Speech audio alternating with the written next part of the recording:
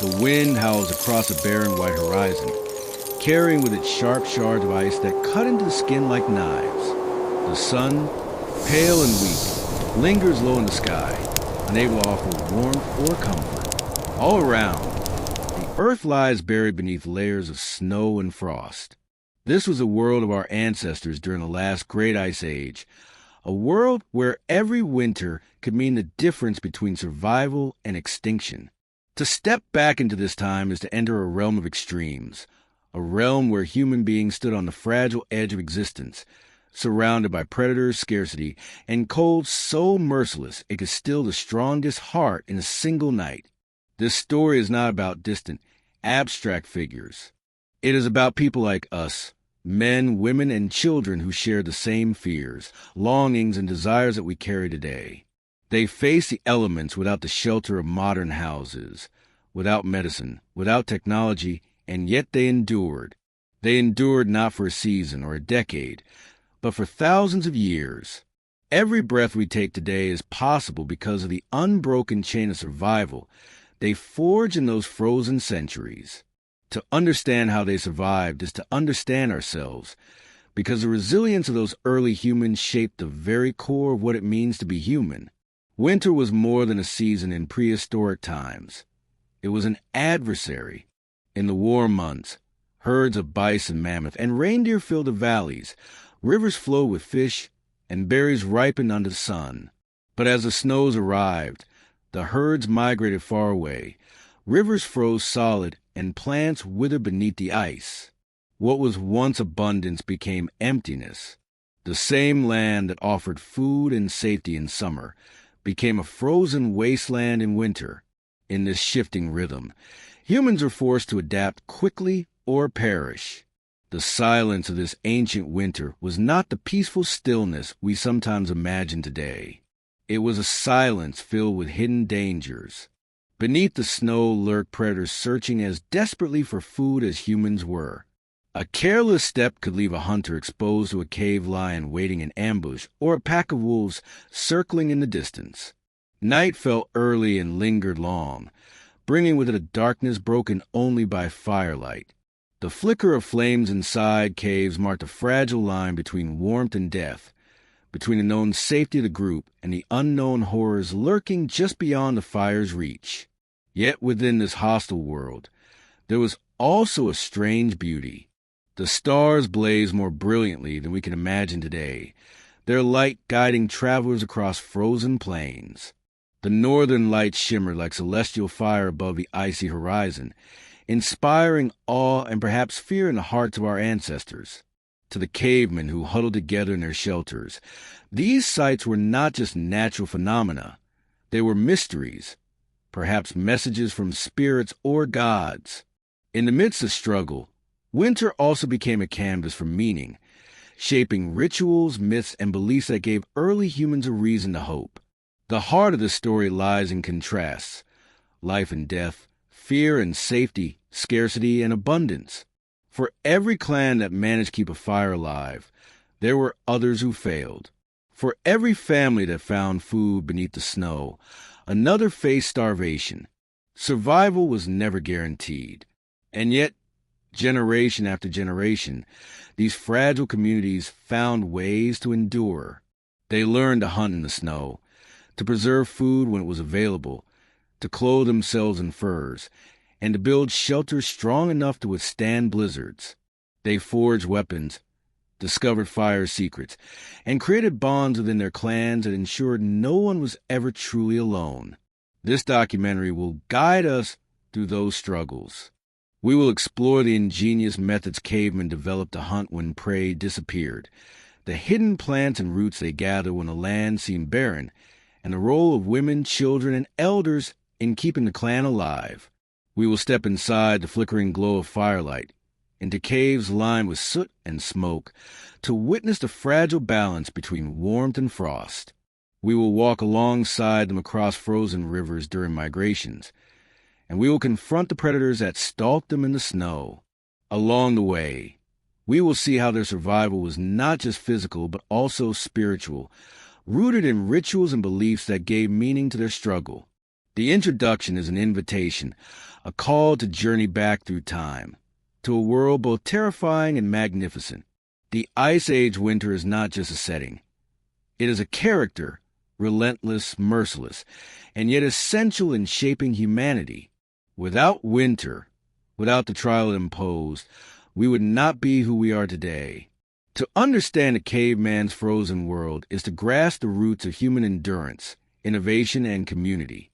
Their story is our story, and as we step into this ancient winter, we carry with us the knowledge that what once nearly destroyed us also made us strong enough to survive anything. Imagine waking each day to a world where winter does not merely last a season, but dominates a year. The Ice Age was not a single event, but a long epic stretching over millennia, shaping the very fabric of life on Earth. Vast sheets of ice, sometimes more than a mile thick, covered much of the northern hemisphere, where we see forests and cities today. There were endless fields of snow, glaciers creeping slowly across the land like frozen giants. Temperatures plummeted, winds cut across open plains, and storms could bury entire landscapes in white silence. For our prehistoric ancestors, this was not a temporary hardship. It was their reality, their stage of existence, and the relentless adversary against which every decision had to be measured. The Ice Age was defined by contrasts. In summer, short though it was, life surged forth. Rivers thawed, herds of bison and mammoth filled the grasslands, and plants briefly flourished. But when winter descended, the earth was transformed into a frozen wasteland. The herds migrated southward or perished in the snow. Rivers sealed under thick ice, and vegetation disappeared beneath a suffocating blanket of frost. For cavemen, survival was a cycle of feast and famine, abundance and desolation. Every year became a test of endurance, and every winter reminded them that nature's power was greater than their own. The environment was not only cold, it was unpredictable. Temperatures could shift dramatically, ice storms could strike without warning, and snowfall could bury hunting trails overnight. Archaeological evidence shows that glaciers advanced and retreated many times, constantly reshaping the landscape. A valley rich in prey one year could be an uninhabitable desert of ice the next. This instability forced humans to remain mobile, to adapt not just to cold but to constant change. Unlike other species that vanished in these harsh conditions, humans survived precisely because of their ability to innovate and adapt to a shifting world. The cold was more than an inconvenience. It was a daily threat to life. Hypothermia could set in within minutes if skin was exposed to the wind. Frostbite claimed fingers and toes, sometimes entire limbs, leaving survivors crippled. Infants and the elderly were most vulnerable, their fragile bodies unable to generate the heat needed to withstand nights that stretched endlessly. The bitter irony was clear. While fire, shelter, and clothing offered some protection, even the slightest mistake, an ember dying in the night, a tent collapsing in a storm, a forgotten skin left unworn, could mean death by morning. Yet despite its cruelty, the Ice Age shaped the human spirit. The cold carved out resilience in the human psyche. It demanded creativity. How to start fire in wet snow, how to preserve food through months when nothing grew, how to build shelters from bones and hides when wood was scarce. It also forced cooperation. No individual, no matter how strong, could hope to outlast the winter alone. It was in this crucible of ice that humans learned the power of community, of shared labor, of protecting one another against a common enemy, the environment itself. The animals of this frozen age were adapted in their own ways. Mammoths with thick woolly coats and layers of fat trudged through the snow. Reindeer moved in massive herds, their migration predictable yet dangerous to follow. Predators such as cave lions and saber-toothed cats prowled the edges of human settlements, equally desperate to survive. Even wolves, which began as competitors, would eventually become allies, their partnership with humans one of the most significant evolutionary bonds in history. The Ice Age was not merely a human story but an ecological one, where every creature fought for survival against the cold. To grasp the climate of the Ice Age is to grasp the scale of the challenge. It was a world stripped down to its harshest elements. Food was scarce, water was locked in ice, warmth was fleeting, and the nights were long. And yet, within this frozen realm, humanity's greatest qualities were forged: ingenuity, adaptability, and the ability to work together in the face of overwhelming odds. The very traits that define us today, our intelligence, our social bonds, our resilience, were sharpened against the whetstone of Ice Age winters. As we move deeper into the story, we must remember that the cold was not just a backdrop, but a relentless presence, pressing in on every decision our ancestors made. It was a silent, invisible predator that never slept, the force that tested them each dawn and dusk. And in learning how they endured this hostile environment, we begin to see not just their struggle, but the foundation of our survival as a species. When the world turned white and the great herds vanished beyond the horizon, food became the most precious substance on Earth. For prehistoric humans, survival in deep winter was a brutal arithmetic. Calories meant life. Calories outmeant death. In warmer seasons, hunters could rely on mammoth, reindeer, or bison to feed entire clans for weeks. But in the frozen months, when those animals migrated south or succumbed to the cold, the land seemed empty, silent, and unforgiving. It was in these desperate stretches of time that ingenuity, resourcefulness, and sheer willpower became the only weapons against starvation. Archaeological findings tell us that cavemen did not depend solely on large game. They were opportunists, and in winter this adaptability was their greatest advantage. Small animals, hares, foxes, rodents, became vital food sources when mammoths disappeared. Hunters set traps of bone, wood, or stone, placing them near burrows or tracks barely visible in the snow. The catch was modest, sometimes only a rabbit or a bird, but for a starving clan, a single meal meant another night of survival. These creatures were skinned for both meat and fur, ensuring that nothing went to waste. The contrast between the grandeur of a mammoth hunt and the humble snaring of a snow hare highlights how far survival pushed humans to adapt. Fish, hidden beneath frozen rivers and lakes, also became a lifeline. Cavemen learned to cut holes through the ice, fashioning hooks from bone and using sinew as line.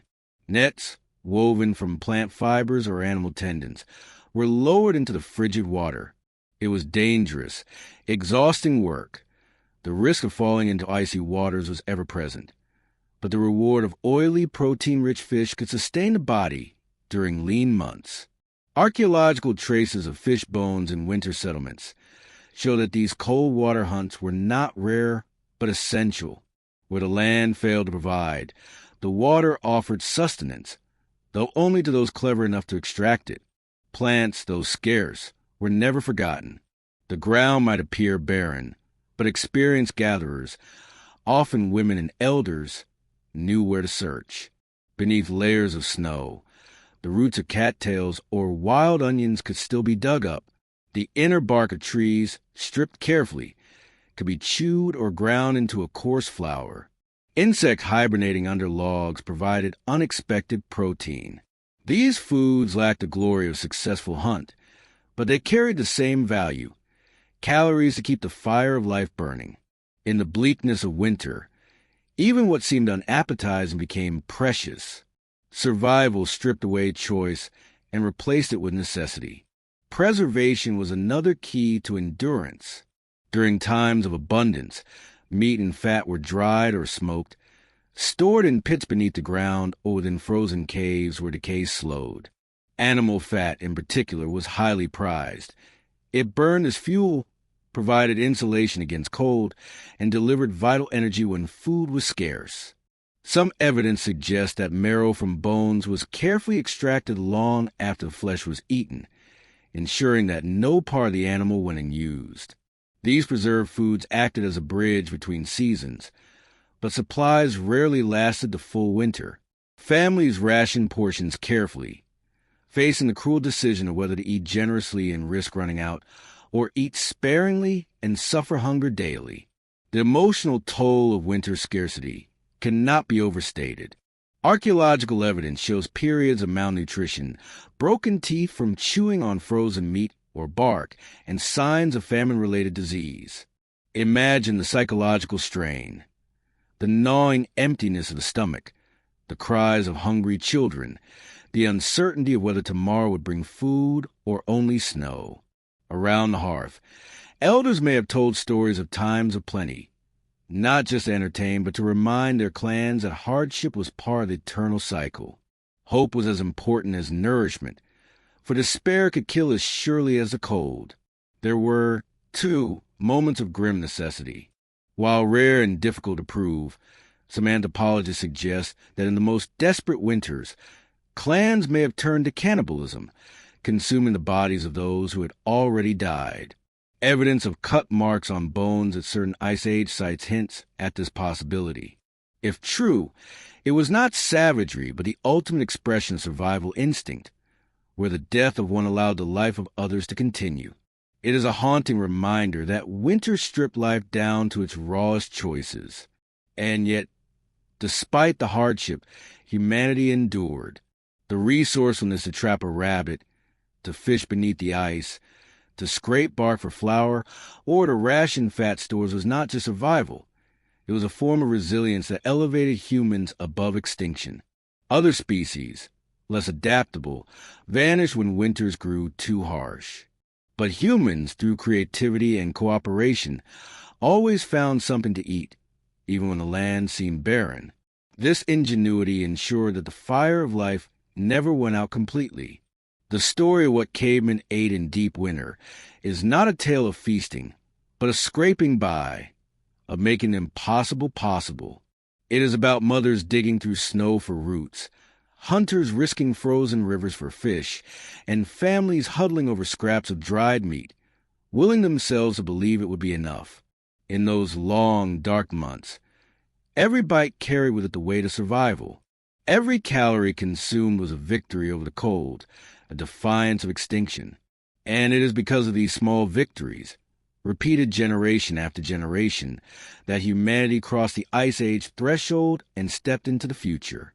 When the biting winds of winter swept across the Ice Age plains, hunting became more than a skill. It was a fragile thread upon which entire clans depended. The pursuit of animals in the cold was not a matter of sport, but of sheer survival. Each hunt was a gamble between triumph and tragedy. For in the depths of winter, success meant warmth, nourishment, and life, while failure meant hunger gnawing at empty bellies, children crying through the night, and the very real specter of death. Hunting in the cold was not merely about chasing prey. It was about strategy, invention, and courage in a world that offered no second chances. The environment made hunting infinitely harder. Snow muffled footsteps, but also concealed trails. Blizzards erased tracks within hours, and icy winds carried humans sent further than in warmer months, alerting prey long before hunters could close the distance. Animals, too, were at their strongest and most wary, their instincts sharpened by the same hunger that drove humans. The hunter and the hunted lived parallel lives, both chasing survival in the frozen wilderness. Every hunt began with uncertainty, with men and sometimes women stepping into a deadly game where they were not guaranteed to be the victors. The tools of winter hunting were simple but ingenious. Spears tipped with flint or bone with a foundation of Ice Age weaponry. Over time, hunters developed the atlatl, a spear thrower that extended the arm's leverage, allowing projectiles to fly farther and with greater force. This invention was a breakthrough, enabling hunters to keep distance from massive, dangerous animals like mammoths or bison. Close combat was a last resort, often deadly, but sometimes unavoidable when prey turned to fight.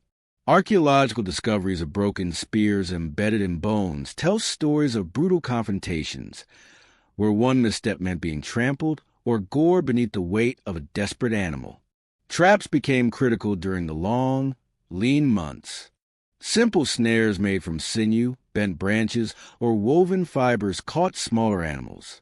Pits were dug in frozen ground in disguise of branches, luring larger beasts to their doom. Some clans worked together to drive herds toward natural cliffs, forcing them to fall and break their bodies against the rocks below. This mass hunt was dangerous, requiring precise coordination, but when successful, it provided enough meat and hide to sustain an entire community for weeks. In the dead of winter, such successes were rare miracles, remembered in stories around the fire long after meat was gone. The danger of hunting in the cold was twofold. Not only could the prey turn violent, but the environment itself was an enemy. Hunters could freeze if caught in sudden storms, fall through brittle ice while tracking animals, or injure themselves miles away from the safety of the group. A twisted ankle, a broken bone, or even exhaustion could mean abandonment. These harsh truths bred resilience but also fear. Each hunter knew that when they left camp, there was a chance they would never return. The tension of this reality infused every hunt with urgency, making victory all the more vital. Yet hunting was not only about violence and risk. It was also about cooperation and intelligence. Humans were unique in their ability to coordinate, to plan, and to communicate with detail. A group of hunters could silently gesture across snowy fields, encircle prey, and attack from multiple directions at once. Fire was sometimes used as a tool, smoke driving animals into more vulnerable terrain. Wolves, once dangerous competitors, occasionally shadowed hunts, feeding on leftovers. Over time, these encounters may have sown the first seeds of cooperation between man and beast, leading to domestication and the beginning of humanity's oldest alliance. The remains of Ice Age animals tell stories of this struggle. Mammoth bones with deep spear marks show the persistence of hunters who risked everything to bring down colossal beasts.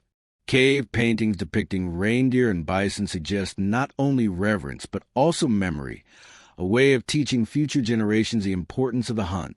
These images were more than art. They were survival guides, records of strategy, and expressions of respect for creatures that gave life even in their death. When a hunt was successful, it was a moment of both relief and celebration. The carcass was quickly butchered, every part put to use. Meat was shared among the group. Fat was stored or rendered into fuel. Bones were carved into tools, and hides became clothing or shelter. Nothing was wasted because nothing could be. In these rare moments of plenty, there was laughter around the fire, warmth in bellies, and the brief comfort of knowing that tomorrow's hunger was kept at bay. But every hunter knew it was temporary. The next hunt would come. The next risk would have to be taken, and the balance between life and death would hang once more on the edge of a spear. The hunt in the cold was a crucible, shaping not only survival but also culture. It demanded courage, invention, and unity. It instilled respect for the natural world and for the animals upon which life depended. It taught early humans that they were part of a larger cycle. Predators, yes, but also prey to the forces of nature. Each hunt was a lesson in humility, reminding them that even with tools, strategies, and fire, survival was never guaranteed. In the icy silence of the prehistoric winter, the hunt became more than a quest for food. It was a heartbeat of human endurance. With every trap set, every spear thrown, and every risk taken, cavemen wrote the story of resilience. They hunted not only to eat, but to live another day, to ensure that their children would see another sunrise. And it was in these hunts, against the snow and the cold, that humanity proved itself capable of surviving in a world designed to erase them. When we think of prehistoric survival, our minds often leap to images of hunters with spears, chasing mammoths across frozen plains. Yet this picture is incomplete. Behind every hunt, behind every fire that stayed lit, there were the steady, unseen contributions of those who gathered food when the land seemed barren. In deep winter, when hunts failed or prey migrated, it was often the gathering efforts of women, elders, and sometimes children that kept the clan alive. This work was quieter, less celebrated, but no less heroic. Without it, entire communities would have starved long before spring returned. The snowy landscape might have looked lifeless, but to skilled gatherers it still held hidden resources. Beneath layers of frost lay roots, bulbs, and tubers that stored energy through the cold. Women learned where to dig, using sticks, bones, or even their bare hands to claw through the frozen earth. These roots were bitter and fibrous, hardly a feast, but when boiled or roasted in the fire's embers, they provided enough starch to keep bodies moving. Cattail roots, wild onions, and underground nuts became staples when the herds were gone. Knowledge of where to find such hidden food was passed down from mother to daughter, grandmother to grandchild, ensuring that the skills of survival did not vanish with a single generation. Trees also offered their own sustenance. In desperate times, gatherers stripped bark to eat the soft inner layers, grinding into a crude flour that could be baked into flat cakes or stirred into broths. Pines, willows, and birches became unlikely allies, offering both nourishment and medicinal properties. Birch sap, tapped when thaws came, provided sweet energy, while willow bark offered relief from fevers and pain. These discoveries were not accidents, but the result of centuries of experimentation and careful observation. The gatherers were the silent scientists of their time, testing, tasting, and remembering which plants healed and which plants harmed. Small animals, insects, and even scavenged remains also fell within the gatherer's role. While hunters sought large prey, gatherers turned over logs to find beetles or larvae, dug into snowbanks to locate hibernating rodents, and sometimes scavenged marrow from bones left behind by predators. Though humble, these protein sources could mean the difference between life and death. Children often accompanied women on such tasks, learning early how to recognize edible plants or track the movements of small animals. In this way, gathering was not just survival, it was education, a living classroom where the skills of resilience were etched into memory. The psychological weight of gathering in winter was immense. Imagine kneeling in the snow, fingers numb, digging for roots while the wind cut across the plains. Imagine searching for berries only to find them frozen solid, or returning with nothing but a handful of bark to chew. The disappointment of scarcity was heavy, yet gatherers persisted because giving up was not an option. Every scrap of food brought back to camp was more than calories. It was hope around the fire. When meat was absent, a pot of bitter roots or a handful of dried berries gave the clan strength to push through one more day. Preservation played a role here, too. Women often took charge of drying berries in the summer sun, smoking fish, or rendering animal fat into stores that could last months. In winter, these reserves became treasure. A pouch of dried fruits or nuts, saved from warmer months, was a feast in the frozen season. The care taken to preserve food was an act of foresight, born of experience with cycles of abundance and scarcity. It was also an act of love, ensuring that children would eat even when the land seemed barren. The contributions of gatherers extended beyond food.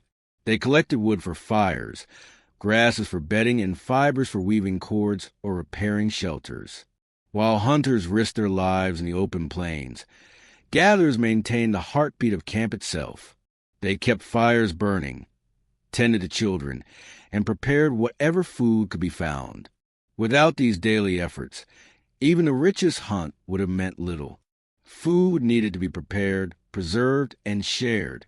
Survival was never a single act of bravery, but the accumulation of countless small labors, most of them carried out by hands that history often overlooked. The gendered roles of hunters and gatherers were not rigid boundaries, but complementary strengths. Men sometimes gathered, women sometimes hunted, and elders contributed knowledge that guided both. But in the frozen silence of winter, when great hunts grew rare, the balance often tipped in favor of those who knew how to find sustenance in the snow. The myth of the mighty hunter only tells half the story. The gatherers were equally mighty, though their battles were waged quietly against the land itself rather than beasts of flesh and bone. Gathering was also a spiritual act. Some evidence from prehistoric sites suggests that plants were not only eaten, but used in rituals or healing practices. Herbs burned in fires, roots buried in offerings, or berries left at cave entrances may have reflected beliefs that survival was not only physical but also spiritual. Women, as primary gatherers, often became keepers of this knowledge, blending survival with ritual, practicality with meaning. In the end, the gathering of food in the snow was not a secondary activity, but a lifeline. It was a hidden thread that tied the clan to survival when hunts failed, when bellies ached, when the fire flickered low. Each bitter root dug in the ground, each frozen berry pried from a branch, each insect scraped from beneath bark was a quiet victory against extinction. The hunters may have brought glory, but the gatherers brought endurance. Together, they ensured that humanity did not merely survive the winter, but carried forward the spark of life into another season. To the prehistoric clan, fire was more than a tool. It was survival itself, a living presence that stood between warmth and frost, light and darkness, safety and vulnerability. On winter nights, when icy winds howled across the plains and snow piled high against cave mouths, fire transformed a hostile world into a place where life could continue. Without it, flesh stiffened, water froze solid, and the endless night pressed in with merciless force. Fire was not just a physical resource. It was a thin line between life and death. The discovery of fire was likely one of humanity's greatest turning points. Yet mastering it was no simple feat. Early humans may have first encountered fire in the aftermath of lightning strikes or volcanic eruptions. At first, it was a mystery to be feared, something dangerous and unpredictable. But slowly, through daring and experimentation, they learned to tame it, to carry embers, to keep flames alive through the night. Eventually, they learned to spark it themselves, using stone on stone or wood on wood, generating heat through friction or striking sparks against dry tinder. Each clan developed its own techniques, some using flint and pyrite, others spinning wooden drills into prepared grooves. However it was made, fire became the most precious possession in winter. Keeping the fire alive was a responsibility shared by all, but often entrusted to the most vigilant members of the clan. Someone always remained close, feeding it twigs and branches, ensuring it never went out. To lose the flame in the heart of winter was a disaster. Without fire, there was no warmth, no way to cook food, no protection against predators lurking in the dark. Families huddled together, guarding flames like sacred treasures, carrying glowing embers wrapped in bark or moss when they moved to new shelters. In some cultures, even tens of thousands of years later, fire was considered eternal, something never to be extinguished unless replaced by another flame. Fire offered more than heat. It made food safer and more nourishing. Raw meat, though edible, carried parasites and required more energy to digest. Cooked meat, softened by flames, released more calories and nutrients, allowing human bodies to extract maximum sustenance. Boiled roots, roasted nuts, or dried berries transformed from bitter, hard lumps into palatable meals that kept hunger at bay. In this way, fire extended survival, not just by warming the body, but by strengthening it from within. Around the hearth, people shared meals, traded stories, and deepened bonds. Fire turned caves into homes. The psychological comfort fire brought was equally powerful. In an age where night meant danger, eyes glowing from the forest edge, the rustle of predators in the dark, the glow of fire pushed back fear. Shadows danced on cave walls, transforming anxiety into awe. Children fell asleep to the crackle of flames, reassured by the light. Adults gathered to plan hunts, heal wounds, or tell stories that carried knowledge from one generation to the next. Fire was a gathering point, the center of life, where community was forged as much as survival. Predators, too, respected fire. Wolves, cave lions, and bears circled its glow, but rarely dared to cross into its light. To hold fire was to hold power over beasts far stronger and more fearsome than any single human. The clan, fragile in body, gained the strength of fire as a weapon. Torches could drive away attackers. Flames could clear brush or reveal hidden paths in the dark. The element itself was untouchable, both dangerous and protective, both life-giving and destructive. Yet fire was also fragile. Wet would refuse to burn. Storms and blizzards could snuff out flames in an instant. A single mistake, leaving embers unattended, running out of dry fuel, or venturing too far from the hearth, could doom an entire group. The constant need to feed fire shaped daily life. Gathering would become as vital as hunting or gathering food. Dried twigs, moss, resin, and animal fat were prized resources, carefully stored against the dampness of snow and rain.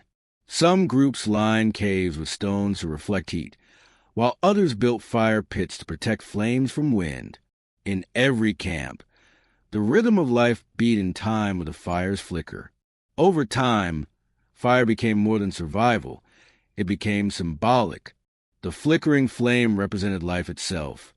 Fragile, bright, easily extinguished but endlessly renewable. Some of the earliest rituals may have centered on fire. Charred bones buried in ancient hearths, ash circles preserved in caves, and soot-stained ceilings tell us that fire was not just used but revered.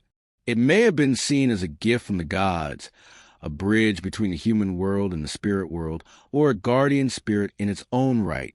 The relationship between fire and humanity was a partnership. Fire extended human endurance into lands too cold to inhabit otherwise. It allowed migration into Ice Age Europe and Northern Asia, regions where survival would have been impossible without its warmth. But in return, fire demanded constant vigilance, respect, and care. To hold fire was to hold responsibility for the clan, for the children, for the fragile line of existence itself. Imagine, then, a winter night without fire. The icy wind cuts like knives. Breath crystallizes in the air. The darkness is absolute, and every sound carries the threat of danger. Bodies huddle together, trembling, yet the cold creeps in relentlessly. Hunger gnaws at bellies, but without fire, raw roots freeze solid, and meat is nearly impossible to chew. Such a night might be endured, but many nights like this would kill. Now imagine the same night with fire. Warmth radiates outward, pushing the cold into the shadows. Sparks leap into the air, embers glow, and light fills the cave. Children sleep safely. Adults whisper stories of ancestors. The flames crackle like a heartbeat. Survival feels not only possible, but certain. This contrast, the frozen silence of death without fire and the living warmth of life with fire, define the human experience in winter. Fire was not optional. It was existence itself. It was a guardian flame that made humans not just another animal of the Ice Age, but a species capable of pushing beyond its limits, claiming places where no other creature dared to stay. When winter wrapped the prehistoric world in its icy grip, the hunt for warmth was as important as the hunt for food. Fire alone could not save a clan if the winds howled endlessly, or if snow drifted into their resting places. Humans, fragile compared to the beasts they hunted, needed more than flames. They needed walls, roofs, and protective enclosures, shelters that stood as bulwarks against the merciless elements. Building these shelters was not a matter of comfort. It was survival, and in every frozen landscape, humans proved themselves as ingenious builders of warmth. Natural shelters were often the first choice. Caves, with their deep stone chambers, offer protection from snow, wind, and predators. The flickering light of fire turned damp caverns into sanctuaries. Yet caves were not always available. In many regions, families had to create shelter where none existed. Here, ingenuity took over. With nothing but bones, wood, hides, and snow, they constructed homes capable of withstanding even the fiercest storms. To modern eyes, these shelters may seem primitive, but to the Ice Age wanderer, they were miracles of endurance. One of the most remarkable examples comes from mammoth bone dwellings discovered across Eastern Europe. Here, clans used the remains of the very beasts they hunted as building material. Massive tusks formed arches, skulls became supports, and ribs were stacked like walls. Over these bone frameworks, hides were stretched and secured with stones, forming insulated huts that trapped precious heat. Imagine stepping inside one of these structures on a freezing night. The bones of a fallen giant forming the walls around you, the hides of reindeer and mammoths layered overhead, the fire crackling at the center. Outside, blizzards raged. Inside, life endured. In forested regions, what provided the backbone of survival shelters. Branches were driven into the ground, bent together, and tied with sinew or fiber, forming dome-like structures similar to primitive wigwams. Over these frames, bark, moss, and animal skins were laid, creating thick coverings. Snow itself, instead of being an enemy, became an ally. Piled high against the outer walls, snow acted as insulation, keeping warm from escaping. Inside, temperatures could rise dramatically, enough to keep frostbite at bay and ensure that firelight reached every corner. In the vast tundras where trees were scarce, shelters were sometimes carved directly from the snow. Early humans, like the Inuit thousands of years later, discovered that snow, when compacted, could be cut into blocks and stacked into domes. These structures, resembling the igloos of modern Arctic cultures, created havens of warmth. The very substance that threatened life became its protector. Inside such snow shelters, body heat and fire could create surprising comfort, turning frozen walls into radiant insulation. The construction of shelters was never a solitary task. Entire clans worked together, gathering materials, stretching hides, and shaping structures. Women often sewed hides into large coverings, using bone needles and sinew thread. Men hauled heavy bones or logs into place. Children fetched moss, reeds, and grasses for bedding. Even elders contributed knowledge, guiding younger builders with wisdom earned over countless winters. Each shelter was a communal creation, a shared defense against extinction. Shelters were more than just physical protection. They became spaces of memory and belonging. Within their walls, clans shared meals, tended wounds, and told stories. The layout of sleeping spaces reflected the bonds of kinship, with families huddling close to preserve heat. Firelight painted shadows on walls, creating flickering art long before paint and carvings. Every shelter became both a fortress and a womb, a place where life was preserved and where new life could be born even in the darkest winters. Psychologically, shelters offered something fire alone could not, a sense of permanence. Fire could flicker, die, or be carried away. But a strong shelter stood as a promise that the clan had carved out a place for itself against the hostile world. Knowing that walls protected their backs, that snow and wind could not reach their sleeping children, gave early humans a fragile but powerful sense of control. In a world dominated by uncertainty, that sense of safety mattered as much as calories or weapons. The constant maintenance of these structures was also vital. Storms could collapse roofs, animals could tear hides, and drifting snow could block entrances. Clans adapted by reinforcing walls with extra layers, creating narrow doorways covered with hides to reduce heat loss, and sometimes digging trenches to channel melting snow away. Innovation was born from necessity. Each failure led to new techniques, passed down to future generations who would face the same frozen trials. Shelters also carried symbolic weight. The use of bones to build homes may have had spiritual meaning, a way of honoring the animals that gave their lives so humans might live. Sleeping beneath the tusks of the mammoth or the ribs of the bison was not only practical, but perhaps ritualistic, merging a human life with the power of the beasts they depended on. The shelter was not just a house. It was a statement of resilience, a declaration that humans could claim a space even in lands where the cold seemed unbeatable. Now imagine two families in winter, one with a sturdy shelter, another without. The first lies inside a mammoth bone hut, firelight flickering, walls holding strong against the wind. They eat roasted roots and smoked meat, wrapped in hides, their children sleeping soundly. The second family huddles in the open beneath a weak lean-to of branches. The wind cuts through, snow piles over them, and the fire sputters as smoke whips away. Sleep is restless, fear constant. By dawn, frost clings to their lashes, and exhaustion deepens. This contrast reveals the true power of shelter. It was not luxury, but the very line between survival and tragedy. Through ingenuity, cooperation, and relentless adaptation, early humans became masters of creating warmth in frozen landscapes.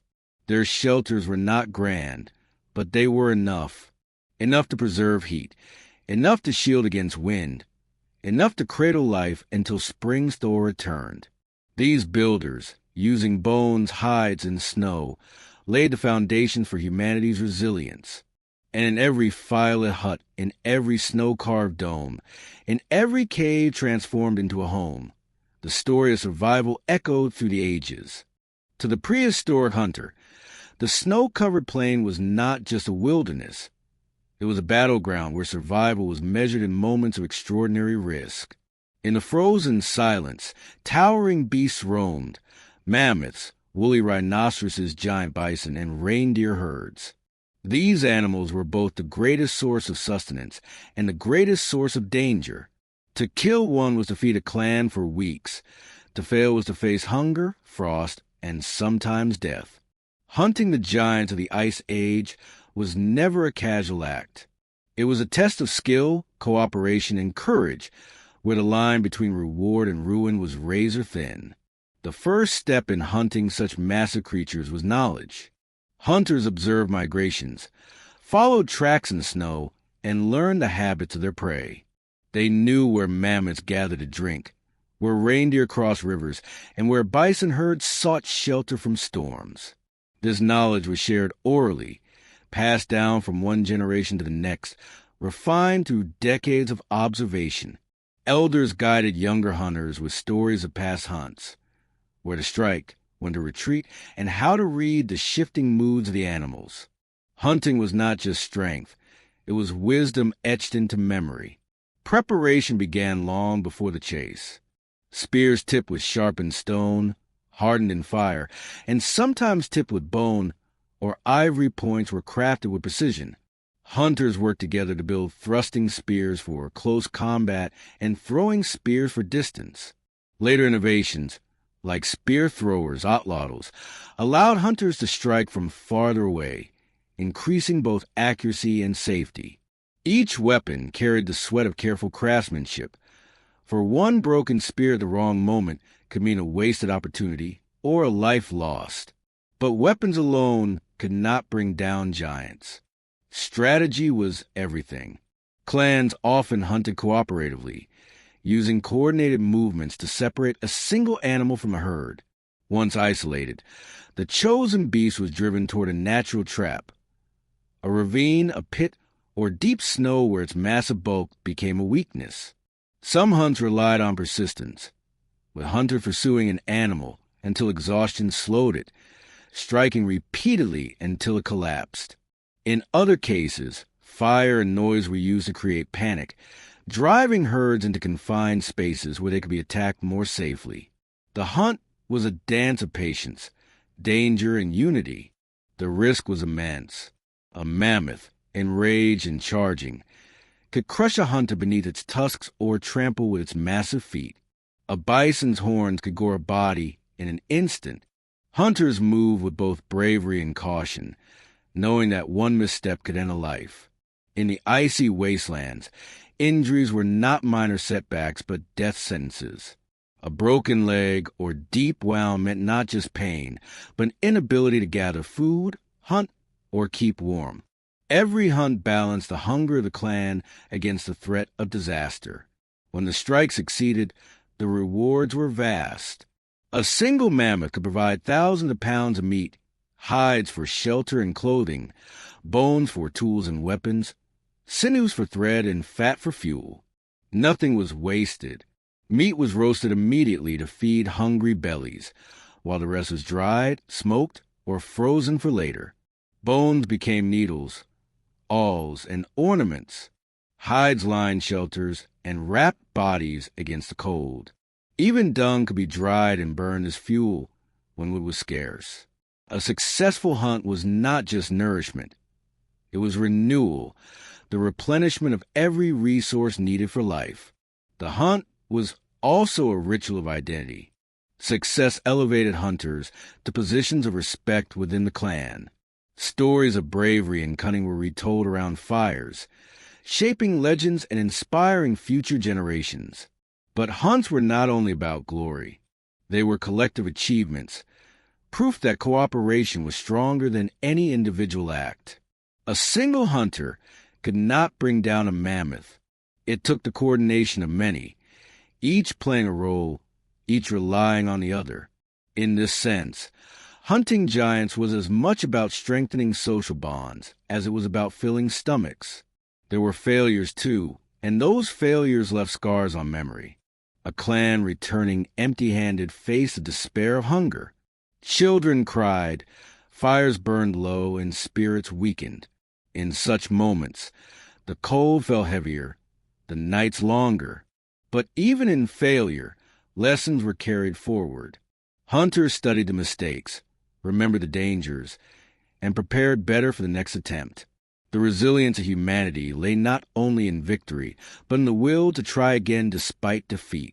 Spiritually, the hunt was not merely practical. It was sacred.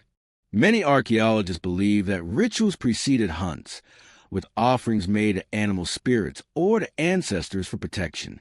Cave paintings of bison, horses, and mammoths may have been part of such rituals, symbolic acts meant to honor the prey and ensure success. The animals were not viewed only as food, but as powerful beings, worthy of respect. To kill a giant was to take its life into the community, a solemn exchange that carried both gratitude and reverence. Imagine standing on a frozen plain, breath steaming in the air, spear in hand. Ahead, a mammoth towers above, its tusks gleaming with frost, its shaggy coat bristling as it senses danger.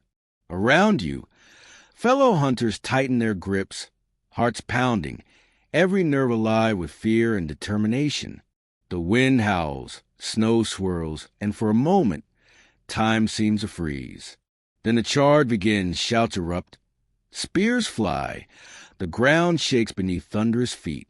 In this moment, survival is uncertain, but hope burns as brightly as the fire waiting back in camp. Hunting giants was never just about meat. It was about defiance. It was humanity proving that fragile flesh, armed with only sharp stone and sharper minds, could stand against the mightiest beasts of the Ice Age. Each successful hunt was a statement. We endure, we adapt, we overcome. And with every giant brought down, humanity carved its path forward, not as prey, but as predators capable of mastering even the most unforgiving winter landscapes. For all the courage, cunning, and cooperation poured into the hunt, success was never guaranteed. There were seasons when herds migrated early, storms drove animals away, or sheer bad luck robbed the clan of its prey. And when the hunts failed, the human body, already lean, already strained by the brutal cold, faced the most ancient enemy of all, starvation. These times were remembered not only in scars upon the land, but in the stories whispered around dying fires, lessons etched deep into the memory of survival. Starvation was not sudden but creeping. It began with smaller meals, portions divided into thinner slices, children given the choicest cuts, while adults made do with less. Roots once set aside for emergencies were boiled and shared. Hides that might have been reserved for clothing were sometimes scraped for the last traces of fat. Even the marrow and side bones was cracked out and boiled into weak soups. At first, hunger was a gnawing ache, a steady reminder of absence. But as days passed, It became a consuming fire that burned energy, clarity, and hope. The physical effects of hunger were devastating. Without calories, bodies weakened quickly in the frozen climate. Muscle wasted, movement slowed, and even small tasks, gathering firewood, carrying water, or tending a child, became exhausting. The cold bit deeper, for without enough food the body could not generate heat. Frostbite spread, wounds healed slowly, and sickness thrived. A simple infection could kill when energy was too low to fight it off. In starvation times, even the strongest hunters felt their strength fade, their spears heavier, their steps slower. Psychologically, starvation was as brutal as the physical decline. Hunger twisted the mind, fraying tempers and sowing despair. Clans that normally shared generously sometimes grew tense, suspicious, or desperate. Decisions became harder. Should they attempt another dangerous hunt despite their weakness, or conserve energy and risk further hunger? Elders who had lived through many winters often guided these choices, reminding the clan of strategies from the past, where to search for overlooked food, how to ration supplies, when to move in search of better grounds. Yet even wisdom could not always soften the cruelty of empty bellies.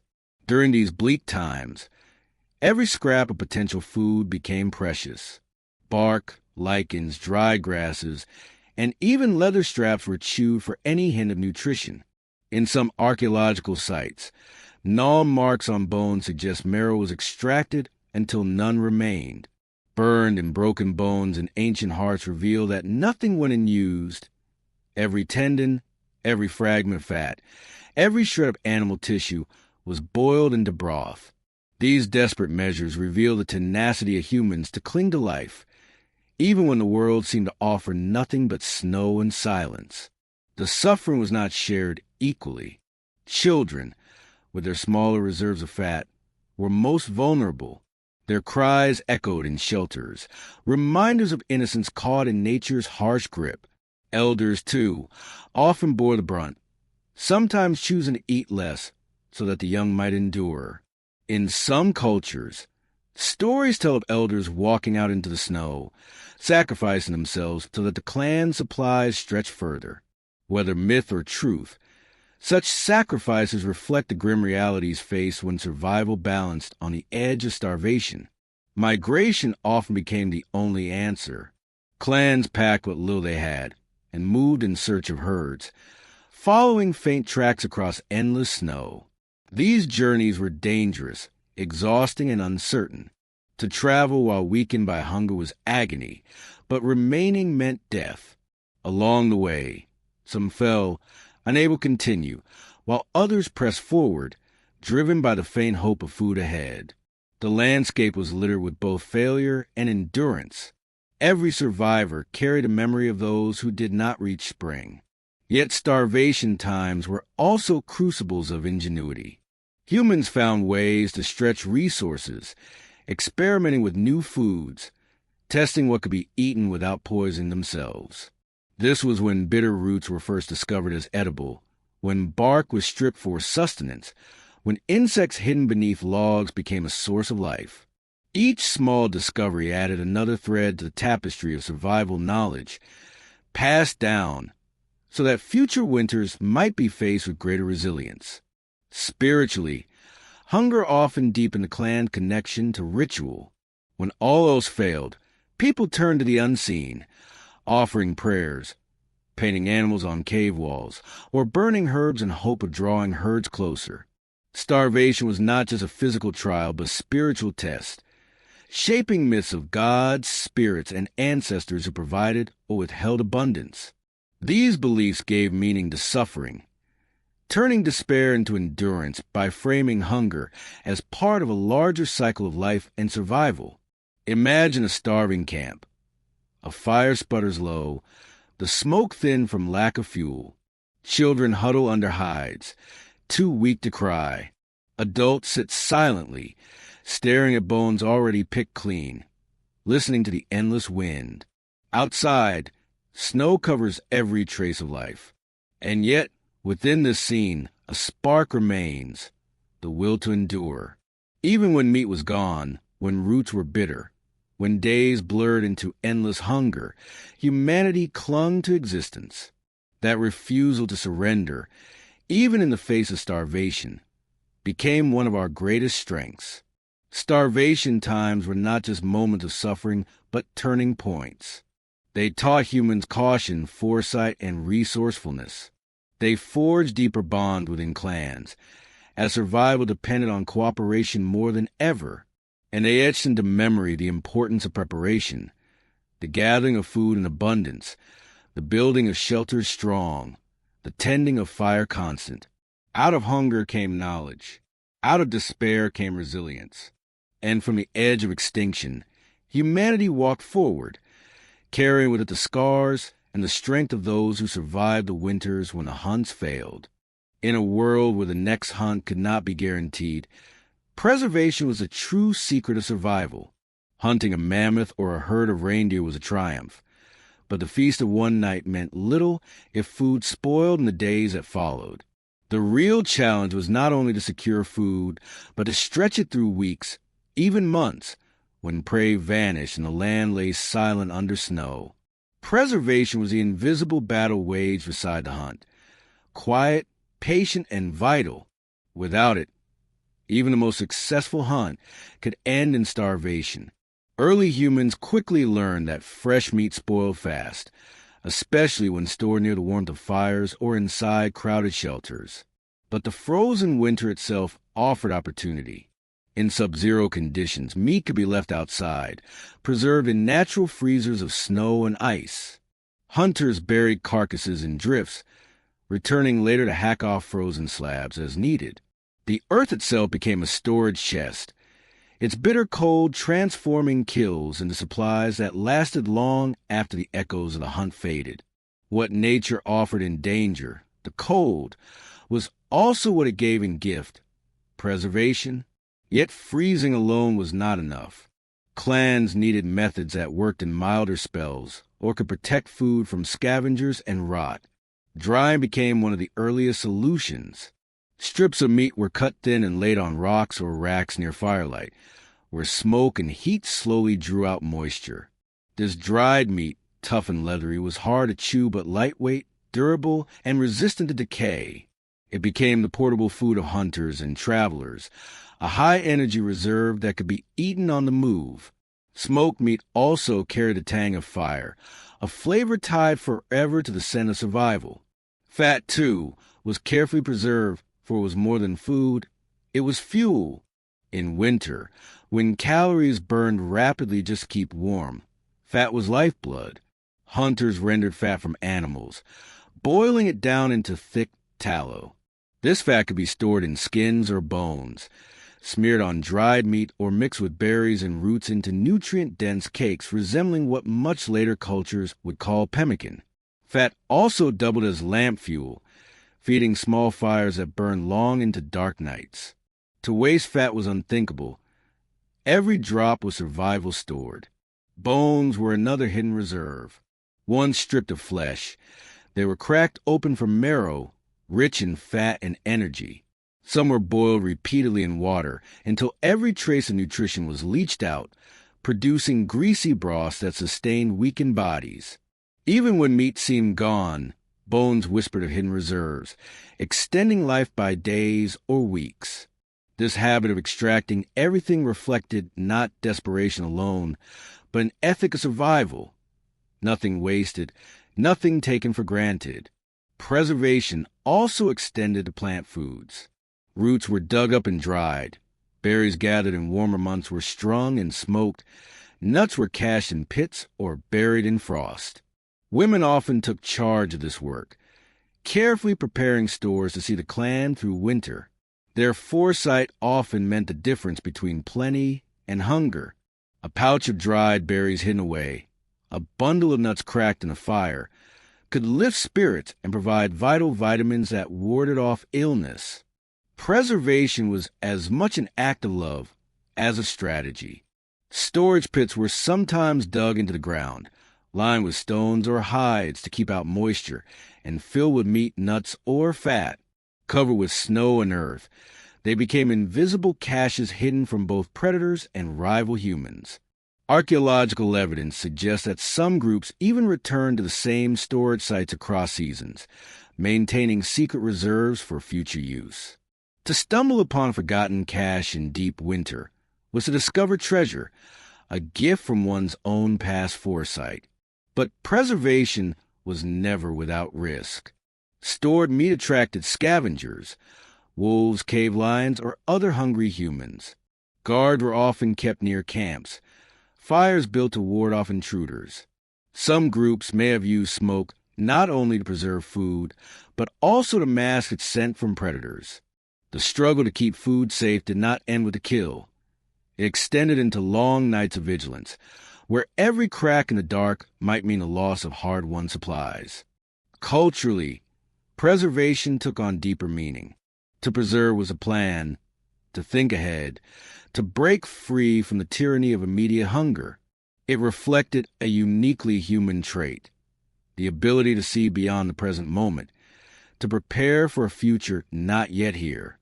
Preservation was foresight made flesh, discipline turned into nourishment.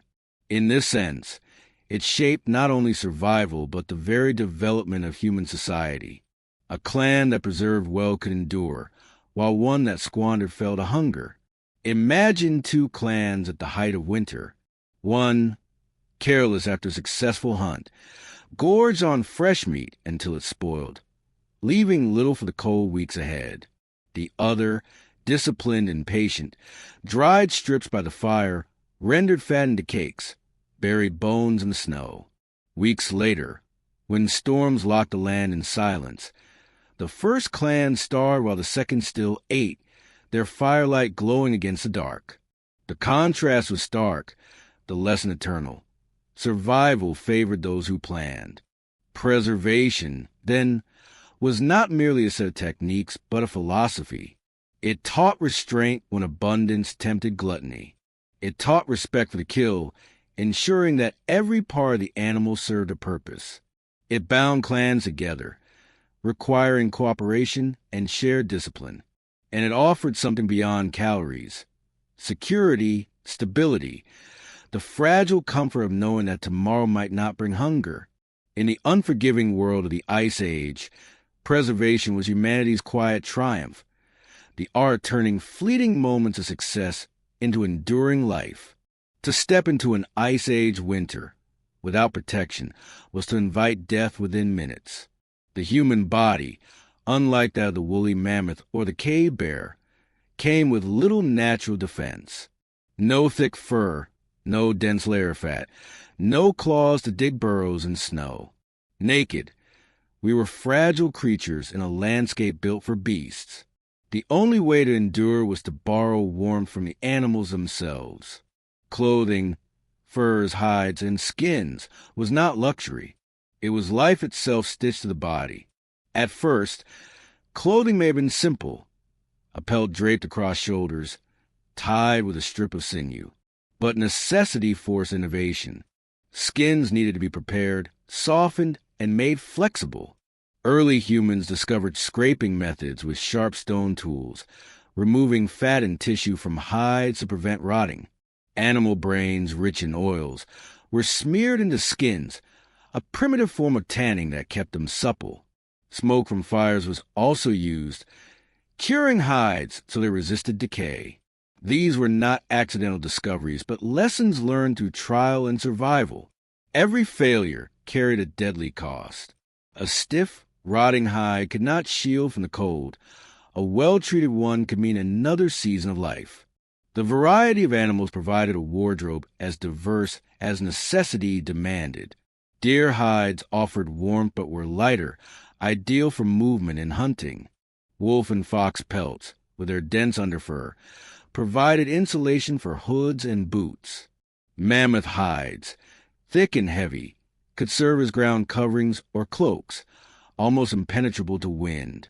The use of fur was selective, designed with precision.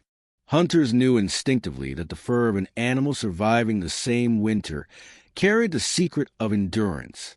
But draped furs alone left gaps. Cold air crept in through open seams, Snow seeped against bare skin, and wind tore away heat. It was sewing that transformed hides into true garments.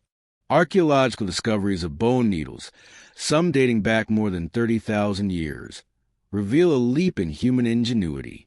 These needles, carefully carved with tiny eyes, were among the first tools designed not for hunting or cutting, but for crafting.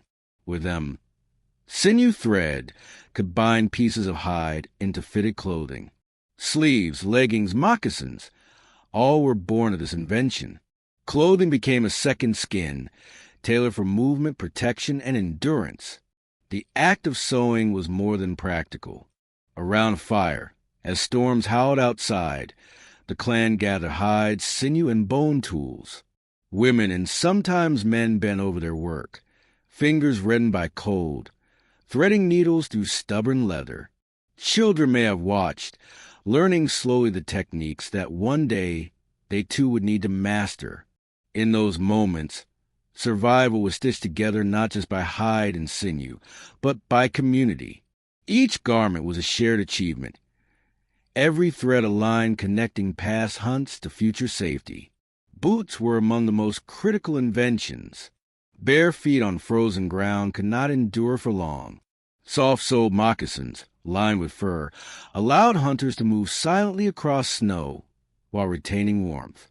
Strips of hide tied around legs served as primitive gaiters, keeping snow out. The innovation of footwear was as essential as a spear. Both extended the reach of humans into deadly environments. A hunter with warm feet could track prey for days, while one without them was crippled by frostbite. Head coverings and hoods also became vital. Heat escapes rapidly through the scalp, and in Ice Age winds, unprotected heads numbed quickly. Fur-lined hoods, sometimes fashioned from the pelts of wolves or foxes, framed faces with warmth, turning predators into silent guardians. Gloves, too, were fashioned from hides. Though often clumsy, they allowed hunters to hold tools without losing fingers to frost. Clothing did not merely shield from cold. It extended human ability to act, move, and create in environments that otherwise paralyzed the body. The symbolism of clothing likely went beyond mere survival. Wearing the fur of a predator such as a wolf or bear may have carried spiritual significance. It was not only about warmth, but about absorbing the essence of the creature, borrowing its strength, speed, or resilience. To cloak oneself in the hide of a mammoth was to carry the presence of a giant. Clothing thus became a form of identity, a merging of human and animal worlds. It was survival infused with meaning, protection laced with belief. Contrast paints the picture clearly. Imagine two bands of humans, one shivering beneath loose hides, ill-prepared for the storm, forced to huddle around fire and limit movement. The other, clad in stitched garments, fur-lined boots and hoods, able to stride across snow, to hunt, to endure. The first is captive to the cold, the second master of it. Sewing was not a small invention. It was a revolution, giving humanity dominion over climates where naked skin would perish. Clothing also allowed mobility. With proper furs, humans could travel longer distances, exploring territories once too cold to enter. They could follow migrating herds across frozen plains, expand into northern regions, and survive winters that would have annihilated less prepared groups.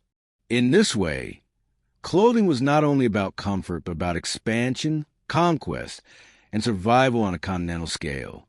It was as critical to migration as fire and tools. Every stitch told a story of adaptation.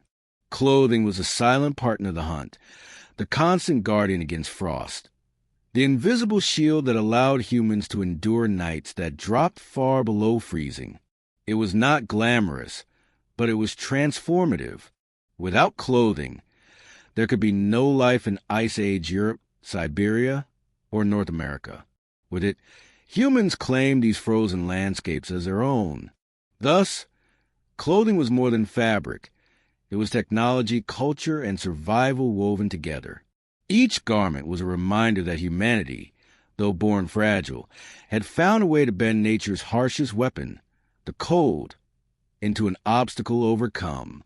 Skins and furs turned death into warmth, silence into movement, fragility into resilience. And in every bone, needle, and stitch seam lay the quiet genius of survival, the art of clothing the naked human in the borrowed strength of the beasts. Fire was more than flame. It was a heartbeat in the darkness, a fragile circle of warmth in a world ruled by ice and endless night. For early humans, fire was the ultimate ally, heat against the biting wind, light against the encroaching dark, protection against predators, and a gathering place for family and clan. To lose fire in the depth of winter was to invite death. To keep it alive was to preserve life itself. The first fires were likely borrowed from nature. A lightning strike on dry grass, a tree ignited during a storm, or a blaze born of volcanic activity. All could leave behind flames that humans learned to nurture rather than fear. But carrying fire was not simple. Torches of resinous wood, embers buried in ash and carried in bark or bone containers, allowed clans to transport flame from one site to another. Eventually, humans discovered how to create fire themselves. The strike of flint against pyrite or iron-rich stone produced sparks, while friction between its shafts generated heat that could kindle dry fibers. Each of these techniques required patience, skill, and practice. For the Ice Age human, fire-making was as much art as survival science. Once established, fire became the center of camp life. Families gathered around flames that flickered against the cave walls, casting shadows that seemed to dance with the spirits of animals and ancestors. The fire was warmth, holding back frostbite and hypothermia. It was light, extending activity beyond the short winter days. It was safety, as predators feared flame and kept their distance. Even the scent of smoke could repel insects or mask the smell of meat, hiding the clan from rival humans or scavengers. Cooking transformed raw food into nourishment that was easy to chew and digest, unlocking more calories from every bite. Bones roasted in fire cracked open more easily, releasing marrow. Roots softened in flames became edible where once they were toxic or too hard. Fire expanded the menu of survival, turning scarcity into sufficiency. In this way, it did not merely preserve life, it elevated it, opening doors to new possibilities of diet and health. Yet fire was not only functional, it was symbolic, almost sacred. Around the flames, stories were told, myths were born, and knowledge was passed from elders to children. The flicker of firelight on stone walls became the backdrop for some of the earliest art, as humans painted animals and hunts in ochre and charcoal. Fire turned cold nights into moments of community, binding people together in shared warmth and shared memory. It became a symbol of continuity. The flame passed from one generation to the next, a reminder that even in the coldest age, warmth could endure. But fire also demanded vigilance. A single gust of wind, a careless spill of water, or a failure to tend embers could snuff out the clan's lifeline. This made fire a constant responsibility. Someone always watched over it, feeding its sticks, guarding its glow. Children may have been tasked with carrying embers, women with tending cooking flames, men with gathering wood. Fire was not owned by one. It belonged to all, and its survival was shared. In this sense, fire fostered cooperation as much as it offered warmth. Gathering fuel was itself a task of survival. What was scarce in icy tundra landscapes, and entire families would venture out to collect branches, driftwood, or peat. Animal dung dried and used as fuel, fat lambs carved from stone or bone, extended fire's reach. In snow-covered worlds, where trees were rare, such fuels meant the difference between endurance and extinction. The search for fuel tied humans to landscapes, shaping migration and settlement patterns. Camps were often built near reliable wood sources, anchoring humans to places where fire could be sustained. Contrast made fire's importance undeniable. A camp without flame was silent, shivering, haunted by the sounds of wolves in the dark. A camp with fire was alive, glowing, full of laughter, warmth, and the smell of roasting meat. In one, survival teetered on the edge. In the other, survival felt almost secure. The difference was only fire, yet it was everything. Archaeological remains reveal fire's presence across Ice Age sites. Charred bones, ash layers in caves, hearth circles of stone, all testify to its central role. Hearths were often rebuilt in the same spot over generations, creating layers of ash like rings of memory. Each layer spoke of winters endured, hunts celebrated, stories told. Fire was not just a momentary ally. It was the very rhythm of human time. The psychology of fire mattered as well. Beyond warmth, it gave comfort. The human eye is drawn to flame, soothed by its motion, its colors, its crackle. In the bleakness of winter, when hunger gnawed and storms howled, fire gave hope.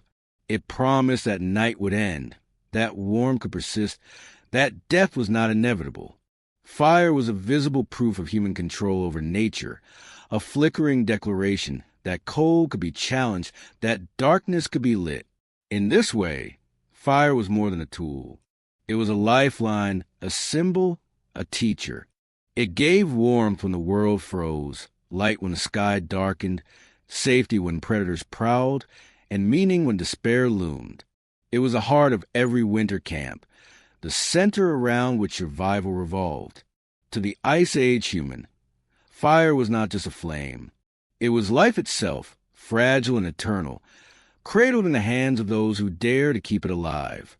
Winter was not only a battle against the elements, but also a test of the human spirit. In the long nights of the Ice Age, when snow buried the earth and game grew scarce, survival was not the task of one individual, but of the entire group. It was family and social bonds that turned the struggle into something bearable. The cold sought to isolate, but humans endured by gathering close, by sharing warmth, food, and stories. In this way, social life was not a distraction from survival. It was survival itself. The structure of Ice Age families was shaped by necessity. A typical band may have numbered between 20 and 40 people, composed of extended families bound by kinship and cooperation. Each member had a role. Children were cared for not only by parents, but by the entire group, a system anthropologists call alloparenting. This distributed responsibility ensured that no child was left vulnerable if one adult fell ill or died. Elders, though less active in hunts, played crucial roles as knowledge keepers. Their memories of past winters, migration paths, and successful strategies were the invisible maps that guided survival. Youth brought energy and strength, adults brought skill, and elders brought wisdom. In this balance, the group functioned as a single organism, united against the cold. Inside caves or shelters, the family unit became the hearth of existence. People slept huddled together beneath furs, using body heat as insulation. Mothers held infants close to the warmth of fires, wrapping them in soft hides. Children nestled between adults, their small frames shielded from the draft. In these tight circles, touch became a language of survival.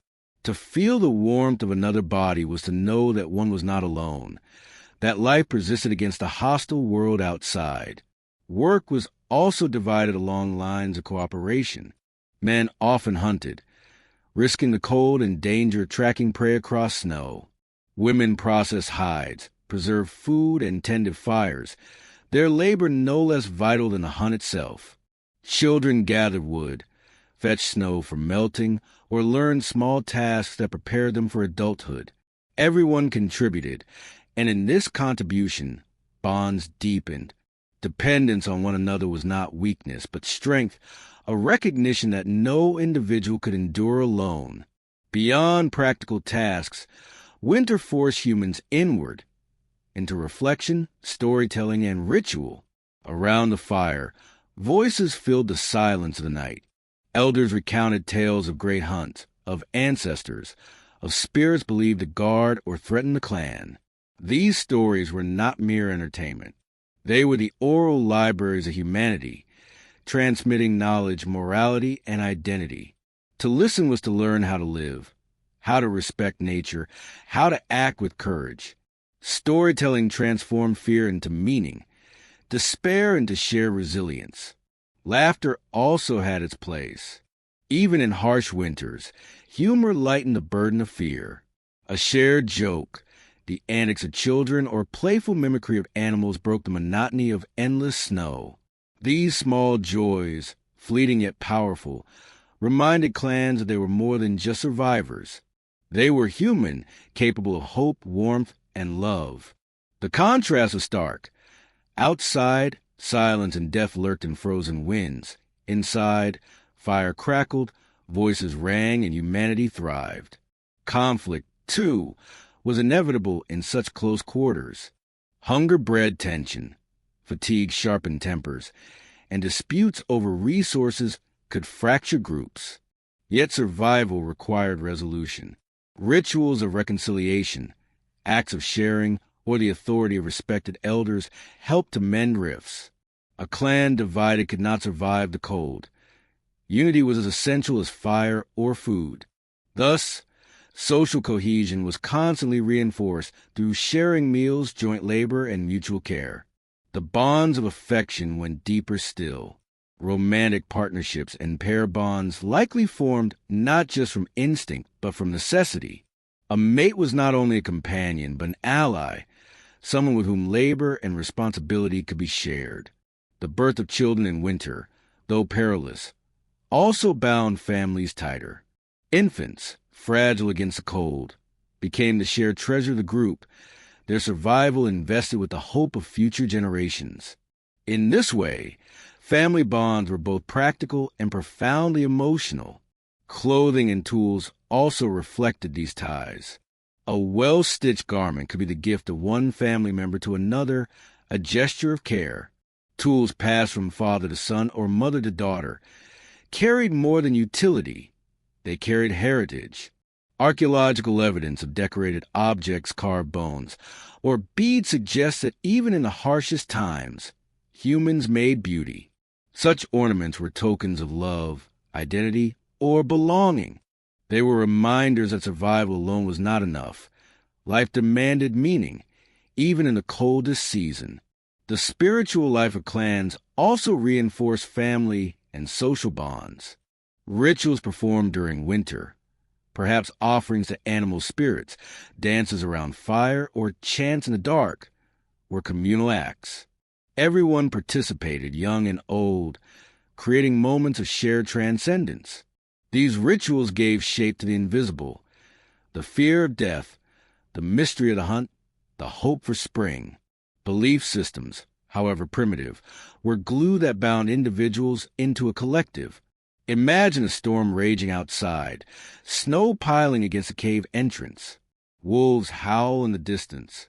Yet inside, a circle of humans gathers around firelight. Children lean against parents. Elders murmur stories. And someone mends a hide cloak with steady hands. The flicker of flame glows on painted walls, where bison and mammoths stride across stone. Outside is silence and hunger. Inside is warmth, voice, and memory. The contrast could not be sharper. Isolation versus connection, despair versus solidarity, extinction versus endurance. Family and social life in winter did more than pass the time. It created resilience. It turned individuals into a collective, bound by affection, labor, and shared struggle. It transformed survival from a grim necessity into a human experience rich with love, tradition, and meaning. Without these bonds, no fire or fur could have been enough. With them, humanity carried its fragile flame through the Ice Age, not only surviving but laying the foundation for societies yet to come. In the deep winter of the Ice Age, when night stretched long and daylight became a fragile gift, early humans turned not only to fire and shelter, but also to the unseen world. Survival was not guaranteed by warmth or hunting alone. It also depended on the mind, imagination, and belief. The harshness of winter inspired awe, fear, and reverence, shaping rituals and spiritual practices that bridged the living world with the mysterious forces that seemed to govern life and death. For the prehistoric mind, the spirits of animals' ancestors, and the elements were real, potent, and influential. To honor them was to survive. To ignore them was to risk calamity. Evidence of these beliefs appears in cave art, burial practices, and ritual objects. Walls adorned with bison, mammoths, and deer, painted in ochre, charcoal, and hematite, suggest more than decoration. Scholars interpret these images as expressions of reverence, attempts to communicate with the spirit world, or rituals to ensure the success of future hunts. The act of painting was itself a ritual. The careful selection of pigments, the rhythmic strokes, and the positioning of figures all indicate intentionality. These were not casual doodles, but spiritual acts embedded within the daily struggle for survival. Winter, with its scarcity and danger, intensified these practices. The cold emphasized dependence on animals and the environment, deepening respect for forces beyond human control. Rituals may have included offerings of food, blood, or symbolic tokens to appease spirits. Bones of hunted animals were sometimes arranged in patterns, perhaps as thanks for their sacrifice or as a means of ensuring the continuation of abundance. Fire, ever central to survival, became a conduit to the spiritual world. Flames were thought to carry prayers, hopes, or warnings to unseen powers. In this way, survival was intertwined with faith, each act of sustenance carrying a spiritual dimension. Burial practices further reflect a sophisticated sense of belief. Even in the coldest regions, where survival seemed paramount, humans took care to lay the dead in prepared graves. Bodies were often positioned carefully, sometimes with tools, ornaments, or animal remains placed alongside. These acts suggest an understanding of an afterlife or ongoing existence beyond death. Ancestors were not forgotten. Their spirits were honored, perhaps consulted for guidance during harsh winters. Burial rituals reinforced social cohesion, creating shared customs and collective memory that strengthened the clan against both physical and spiritual threats. Rituals also offered psychological comfort. In the biting isolation of winter, when food ran low and storms trapped humans indoors, fear and despair could overwhelm. Ceremonies, chants, and dances provided structure, transforming anxiety into purposeful activity. They allowed humans to assert some measure of control over the uncontrollable. By performing rites, they acknowledged the power of nature and spirits while simultaneously reinforcing their own agency. Ritual became both shield and compass, providing meaning in a world defined by uncertainty. Animals held a central role in winter beliefs. Hunters observed them closely, learning behavior, migration patterns, and survival strategies. These observations were more than practical. They were spiritual. Certain animals were revered as guides, protectors, or embodiments of strength and cunning. A successful hunt was not only a physical achievement, but a spiritual transaction. The life of the animal sustained the human, and in return, rituals and respect honored its spirit. This reciprocal relationship blurred the line between survival and spirituality, suggesting that the Ice Age humans saw the natural and supernatural as inseparable. Objects played symbolic roles as well. Carved figurines, beads, and pendants made from bone, ivory, or stone may have represented animals, ancestors, or abstract forces. Some were worn as amulets for protection, others placed in shelters or near hearths to invite good fortune. Even mundane tools could be imbued with ritual significance, treated with care and reverence. If there was one element that stood between humanity and extinction in the Ice Age, it was fire. To modern eyes, fire is ordinary, a flick of a lighter, the turn of a switch, the glow of a stove. But to prehistoric humans, fire was a miracle, a force of gods, a guardian spirit that turned night into day and death into survival.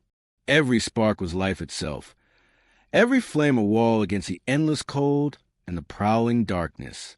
Fire was not just warmth. It was protection, power, and identity. It was humanity's eternal guardian.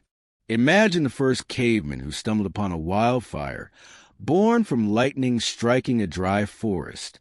At first, It must have been terrifying, a wall of heat and destruction. But gradually, they learned to tame it, to carry smoldering branches back to their shelters, to feed it carefully, to nurture it like a living being. Over generations, fire became part of human existence, as vital as food or water. But unlike food and water, fire could not be gathered. It had to be kept alive, day after day, night after night. For early humans, the flame was a constant companion, fragile yet eternal, demanding care in exchange for protection. In the harshest winters of the Ice Age, fire meant survival against the cold. Without thick fur, without layers of fat, humans would have perished quickly in sub-zero temperatures.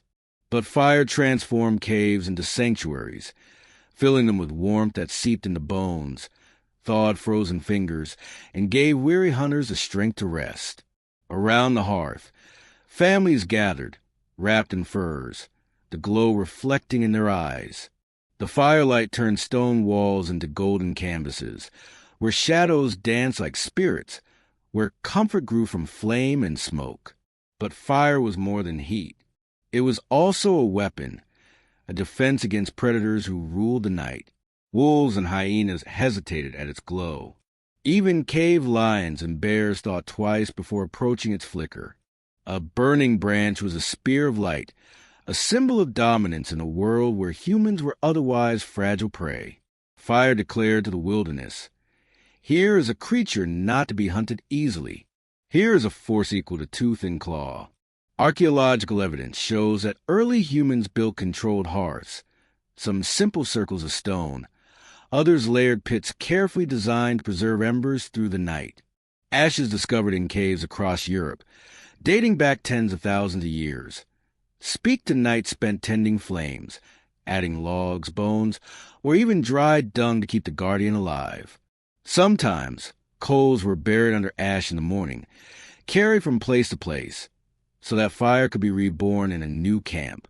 Matches and lighters were millennia away. Without fire-making tools, to lose the flame was to risk death. Fire had to be continuous. In this way, fire became less of a tool and more of a companion, a member of the tribe. With fire, humans expanded their diet.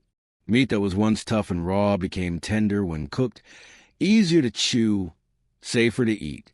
Bones could be cracked open by flame, releasing marrow rich in fat. Roots, otherwise inedible, softened in boiling water placed in skin pouches heated with hot stones. Fire unlocked new energy from food, fueling brains that grew larger, bodies that became stronger. In a very real sense, fire fed not just the body, but the evolution of humanity itself. The flame also created light, a gift that transformed the human imagination. In the glow of firelight, art was born.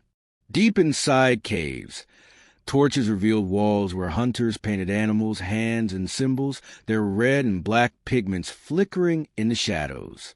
Perhaps these were not just decorations, but rituals, ways to call upon the strength of the hunt, to honor the spirits of animals, or to teach children the mysteries of survival.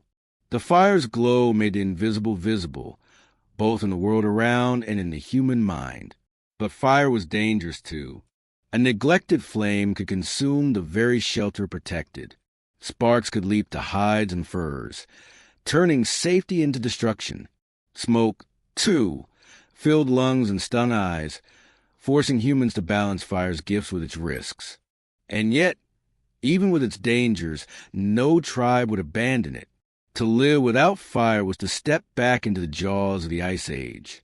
Fire also shaped the rhythms of life. Days no longer ended with sunset, with flames burning bright. Humans could stretch their hours into the night, telling stories, repairing tools, tending hides, and sharing the lessons of survival. Around the hearth, elders spoke of hunts and ancestors. Children listened wide-eyed, and myths were woven that gave meaning to the struggle. The fire was not only a guardian, but also a teacher, a circle of light where culture itself was born. The psychological comfort fire provided cannot be overstated. Beyond the physical warmth, It gave humans the courage to face the howling winds and unseen predators outside. To stare into the fire was to feel safe, to believe that as long as the flames burned, the tribe could endure. In the deepest nights of winter, when the cold rattled stones and the dark pressed close, the fire was a heartbeat in the center of the world. Over time, mastery of fire set humans apart from every other creature. It allowed them to migrate into colder regions, to survive winters that no other primate could endure. Fire became a symbol of humanity's power, a sacred inheritance passed from one generation to the next. Some cultures, tens of thousands of years later, would even worship fire as divine, remembering perhaps unconsciously the time when their ancestors' very existence depended on its glow. And so, when we picture cavemen in their winter shelters, it is impossible to imagine them without fire. The flames licking against stone, the crackle of wood, the rising smoke, these are the sounds and sights of survival. The fire was more than a tool, more than a shield. It was the eternal guardian, standing between humanity and extinction. Every ember in those ancient hearths tells a story. Stories of nights where predators prowled and storms howled, but the fire held strong. Stories of hands reaching out to feed it, to protect it, as if it were a child of the tribe. Stories of warmth, of courage, of imagination. In its glow, humans endured. In its light, they dreamed. And as the Ice Age raged on, one truth remained constant. Where there was fire, there was humanity. The Ice Age was not a static world. Snow drifts shifted, rivers froze, herds migrated, and the land itself could become uninhabitable without warning. For prehistoric humans, survival often meant movement. Migration was not a leisurely journey, but a calculated strategy to follow food, avoid death, and ensure the continuity of the clan. The winter months amplified this necessity.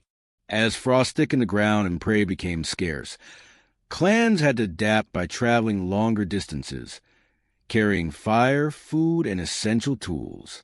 Every step could mean life or death. Migration required foresight and planning. Leaders and elders relied on memory and experience, recalling patterns of herd movements, water sources, and safe shelters. Knowledge of geography was crucial.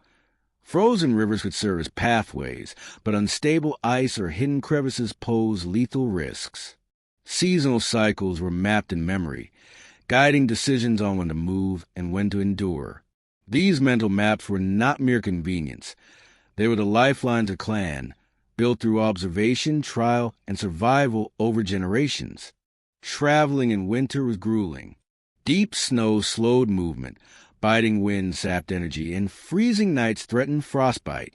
Clans moved in groups, carefully rationing food and energy. Children and the elderly were sheltered within sled-like arrangements made of fur and wood, while hunters scouted ahead. Every journey demanded coordination, cooperation, and constant vigilance. To wander without preparation was to invite calamity, but to move as a group, with fire, clothing, and knowledge, offered the chance to endure where others might perish. Hunting during migration required innovation. Large game could not always be pursued as freely as in summer. Small prey, hares, birds, and fish, became essential, providing nutrition when larger animals were inaccessible. Traps, snares, and primitive fishing methods were used to maximize yield without excessive energy expenditure. Clans balanced effort against reward carefully, knowing that miscalculation could exhaust both bodies and morale.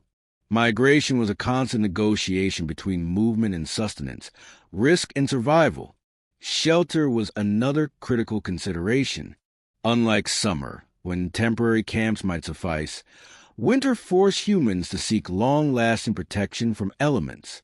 Caves remained preferred, offering insulation, protection from predators, and proximity to firewood or water. In their absence, temporary structures made of bones, hides, and branches were erected. These shelters had to withstand wind, snow, and cold, while being portable enough to abandon when migration dictated. The art of winter shelter was a blend of ingenuity, resourcefulness, and adaptation to the environment. Social cohesion was tested during journeys. Exhaustion, hunger, and harsh weather could breed conflict.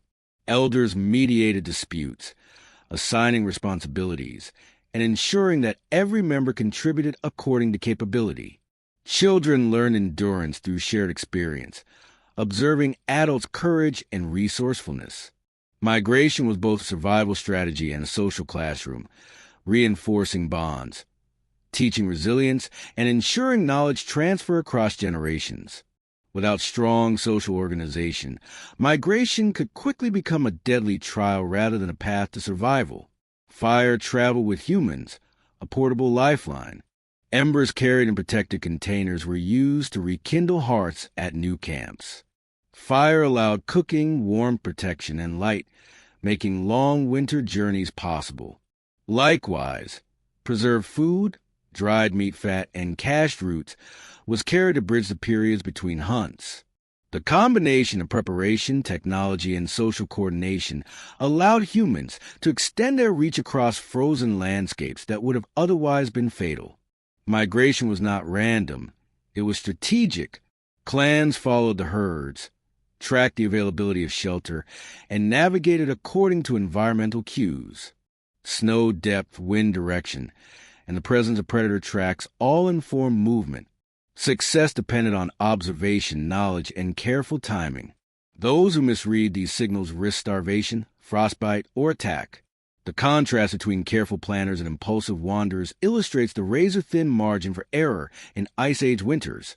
Survival was earned, not granted. Winter journeys were also catalysts for innovation. The challenges of movement inspired tools, techniques, and strategies. Sleds and drag devices emerged for transporting fire, meat, and infants. Footwear and clothing evolved for mobility across snow and ice. Hunting methods adapted to smaller prey, or ambush tactics suitable for constrained landscapes. Migration drove creativity, turning necessity into invention and the harshest conditions into laboratories of human ingenuity. Spiritually, migration was not merely practical. Humans likely believed in guidance from ancestors or spirits during journeys. Rituals performed before departure, offerings left at cave entrances, or songs sung to keep spirits favorable may have been part of every movement. Such practices reassured travelers, creating psychological resilience against the unknown dangers of frozen wilderness. Survival depended not only on skill and endurance, but on faith and ritual, interwoven into every step of the journey. Imagine a band leaving a snowbound valley, carrying the remnants of a winter hunt. Children huddle in sleds, elders map the route, hunters scout the terrain, and the smell of smoke from embers clings to furs. Wolves stalk at a distance. Ice cracks underfoot, and snow falls silently over the landscape. Every decision, where to step, when to rest, how to ration food, is a matter of life or death. Yet through discipline, knowledge, and unity, humans press onward, tracing a path across frozen lands that few other creatures could traverse. Migration was more than escape. It was adaptation. It allowed humans to follow resources, avoid danger, and extend their range. It taught endurance, honed strategy, and reinforced the necessity of cooperation. Winter survival was never passive. It was active, deliberate, and dynamic. The very movement across the frozen world became a testament to human resilience, creativity, and determination. It was the final stage of survival strategies, where knowledge, tools, social bonds, and belief converged to ensure that life endured, even in the harshest seasons. By the end of winter, clans who had mastered migration returned to favorable grounds, bringing with them lessons learned, caches preserved, and sometimes the spoils of successful hunts. Each journey left behind traces of innovation, stories of courage, and the ever-growing wisdom of humanity's ability to endure. Migration, in the harshest winters, was not merely survival. It was the expression of human adaptability, intelligence, and the will to endure against a world that offered no guarantees. The story of humans in the deep Ice Age winter is, at its core, a story of relentless adaptation. For tens of thousands of years, our ancestors faced a world of unyielding cold, scarce resources, and predators that roamed vast frozen landscapes.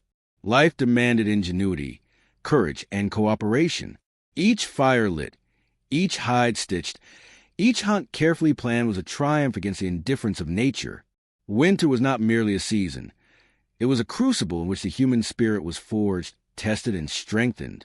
Survival in the harshest conditions required more than instinct. Humans relied on observation, memory, and problem-solving, creating technologies that extended life and comfort. Fire, preserved food, and clothing turned fragile humans into creatures capable of conquering ice-bound environments. Social structures, cooperation, and knowledge-sharing transformed small bands of individuals into resilient communities. Even the smallest acts, teaching a child to make a fire, repairing a moccasin, or storing a handful of dried meat, were strategic investments in survival. These were lessons in foresight and collective responsibility that still resonate today. The legacy of winter survival goes beyond mere endurance. Archaeological evidence reveals that humans of the Ice Age were far from passive. They were innovative, artistic, and spiritual. Cave paintings, carved figurines, and ritual objects testify to creativity and imagination, thriving even in times of scarcity. Belief systems, ceremonies, and storytelling reflected a profound engagement with the environment, the animals, and one another. Humans did not merely exist. They interpreted the world, assigning meaning to struggle, beauty to survival, and structure to the chaos of winter. Adaptation also shaped the human body and mind. Clothing, shelter, and fire mitigated the extremes of climate, allowing humans to preserve energy and reduce risk of exposure. Hunting strategies evolved with the migration patterns of prey, and diets expanded to include roots, marrow, and preserved fats. These practices reflect a species capable of learning, improvising, and anticipating future needs. Winter survival required mental resilience as much as physical endurance. Courage, patience, and problem-solving became essential tools alongside spears and knives. Cooperation remained the backbone of endurance. Families and clans depended on shared labor, knowledge, and vigilance. Children learned from elders. Hunters relied on the efforts of those who processed hides and preserved food, and entire communities functioned as interdependent units. Without these bonds, no fire could be tended, no shelter constructed, and no journey completed. Social cohesion was a survival strategy as critical as any technology or skill. In this sense, the human spirit was inseparable from human society. The will to live thrived within the network of relationships that defined each clan. Winter survival also demanded foresight and planning that would echo through generations. Caches of preserved food, hidden stores of fat and marrow, and shelters prepared months in advance demonstrate a remarkable understanding of time and preparation. Humans were not passive victims of climate. They actively manipulated their environment to secure life. The lessons of Ice Age winters, strategic storage, resource management, and careful observation of nature laid the foundations for the systems of agriculture, settlement, and civilization that would emerge tens of thousands of years later. The psychological dimension of survival cannot be understated. Fear of predators, starvation, and the cold was constant. Yet humans developed methods to cope, ritualize, and transform these fears into purposeful action. Fire, clothing, and shelter offered tangible solutions, while storytelling, myth, and ritual provided emotional and spiritual sustenance. Ice Age humans understood that survival was holistic. The body, mind, and spirit were all engaged in the effort to endure. This recognition of interconnectedness between people, nature, and the unseen world was a defining feature of their resilience. The contrast between despair and hope runs through every account of winter survival. Outside, the landscape was merciless. Frozen rivers, blizzards, and hungry predators waited without mercy. Inside the camp, warmth, nourishment, and human connection offered sanctuary. Every meal shared, every ember protected, every hide stitched was a small victory over nature's indifference. These victories, though seemingly modest, accumulated to sustain life over generations, forging a species capable of thriving in environments that would have annihilated most others. Winter survival also shaped culture. Rituals, belief systems, and art were born from necessity and fear, yet they became the scaffolding of human identity. The Ice Age experience taught humans the value of planning, patience, and respect for life, lessons encoded in stories, ceremonies, and social norms. These practices were the intangible inheritance of survival, passed from one generation to the next, shaping the consciousness, creativity, and moral frameworks of future humans. Moreover, the achievements of Ice Age humans are a testament to the power of adaptation. Where other species may have retreated or perished, humans innovated. They made tools, tamed fire, preserved food, stitched clothing, and navigated perilous landscapes. They nurtured children, respected elders, and maintained social cohesion. They honored animals and spirits, giving meaning to survival. Through these actions, humans demonstrated profound capacity for resilience, creativity, and foresight.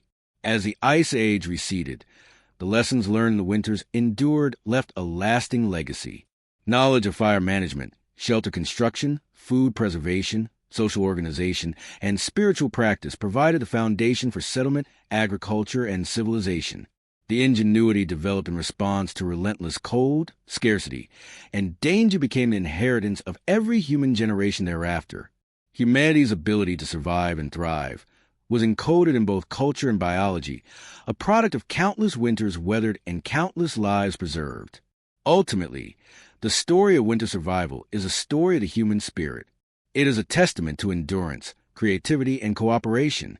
Ice Age humans faced conditions that would overwhelm almost any other species. Yet through adaptation, planning, and community, they not only survived, they laid the groundwork for all human achievement to come. Every fire lit, every garment sewn, every story told by the firelight was part of a larger tapestry of human resilience. The contrast between the frozen wilderness and the warmth of human ingenuity remains striking. The Ice Age was a period of both harsh adversity and extraordinary triumph. Life in winter demanded vigilance, skill, and courage, but also fostered imagination, art, and meaning. Survival was not merely the prolongation of life. It was a cultivation of knowledge, culture, and spirit. Humans endured the cold not by strength alone, but by wisdom, foresight, and an unwavering will to continue. In conclusion, the legacy of prehistoric winter survival is enduring. It reminds us that human resilience is both practical and imaginative, rooted in community, technology, and the capacity to find meaning in hardship. The challenges faced by our ancestors, cold, hunger, and isolation, were catalysts for innovation, cooperation, and spiritual reflection. Through their struggles, humans transformed the threat of extinction into an opportunity to define what it means to endure, to create, and to thrive. Their courage, ingenuity, and spirit are the foundation upon which every future generation of humanity stands.